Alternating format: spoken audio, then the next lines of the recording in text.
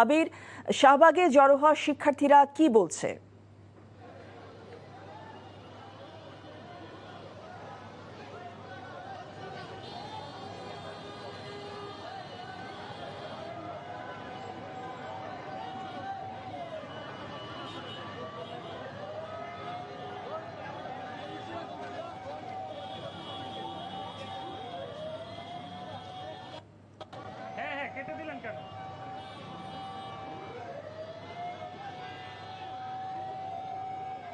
এই মুহূর্তে শিক্ষার্থীরা কিন্তু এই শাহবাগে অবস্থান নিয়েছে। আমি যদি আমার পেছনে দেখাই, একদম শাহবাগ অবরুদ্ধ হয়ে আছে এবং এই যে আপনি দেখতেই পাচ্ছেন যে অ্যাম্বুলেন্সগুলো কিন্তু এখানে বাধার মুখে আছে। শিক্ষার্থীদের সঙ্গে এই বিষয়ে কথা বলেছি। তারা কেউ কেউ বলছেন যে তারা এখানে তাদের দাবি একটাই, যে অর্থাৎ শিক্ষামন্ত্রীর তারা পদত্যাগ চান।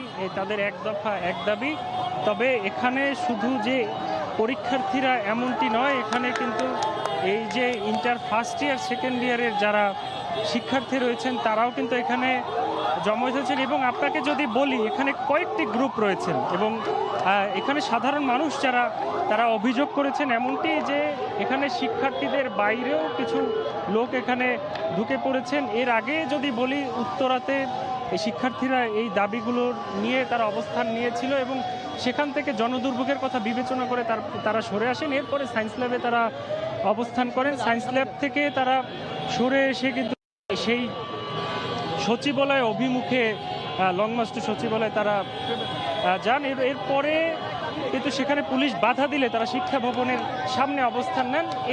সেখান থেকে তারা কর্মসূচি প্রত্যাহারের কথা তারা তখন বলেন, কিন্তু এরপরে সন্ধ্যার দিকে কিন্তু আবারও শিক্ষার্থীরা এখানে অবস্থান নিয়েছেন। তাদেরকে সঠিকভাবে প্রশ্ন করা হলেও আমাদের পক্ষ থেকে যে আসলে সঠিক দাবিগুলো কি, আসলে তারা কি চান, কেউ কেউ বলতে পারছেন, কেউ কেউ বলতে পারছেন না। মূলত তারা এখন কেউ কেউ বলছেন যে শিক্ষা মন্ত্রীর সাথে তারা কথা বলবেন অথবা সচিবালয়ে গিয়ে তাদের প্রতিনিধির সাথে কথা বলবেন, এই বিষয়ে সমাধান করবেন। আবার কেউ কেউ বলছেন তারা শিক্ষামন্ত্রীর পদত্যাগ চান। আবার কেউ কেউ তারা সেই আন্দোলন সম্পর্কে তারা জানেনই না বা অবগতও না। এখন সব কিছু মিলিয়ে এখানে একটি বিশৃঙ্খলতার সৃষ্টি হয়েছে। আমার পাশে দেখতেই পাচ্ছেন যে একদম যানবাহন সব একই জায়গায় রয়ে গেছে। যেহেতু এটি এই অফিসগামী মানুষের বাসায় যাওয়ার সময়, সেহেতু কিন্তু এখানে এই যানবাহনগুলো আটকে রয়েছে এবং শিক্ষার্থীরা যতক্ষণ না পর্যন্ত শিক্ষামন্ত্রী পদত্যাগ না করবেন ততক্ষণ পর্যন্ত কিন্তু তারা এখানে অবরোধ করবেন এবং আরও কঠোর কর্মসূচির হুঁশিয়ারি তারা দিয়েছেন। এই ছিল এখান থেকে আমার কাছে সর্বশেষ। দর্শক, জানছিলাম শাহবাগ থেকে শিক্ষার্থীদের বিক্ষোভের খবর।